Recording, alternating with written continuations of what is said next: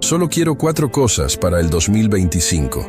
Salud para conquistar mis sueños, fuerzas para enfrentar las batallas de la vida, motivación para alcanzar mis metas y, sobre todo, estar más cerca de Dios. Sé que la vida no siempre es fácil. Hay días en los que las lágrimas parecen interminables, los miedos nos paralizan y las luchas parecen insuperables. Pero en esos momentos, recuerdo que Dios nunca me abandona. Él ve mis luchas, entiende mis miedos y recoge cada lágrima que derramo.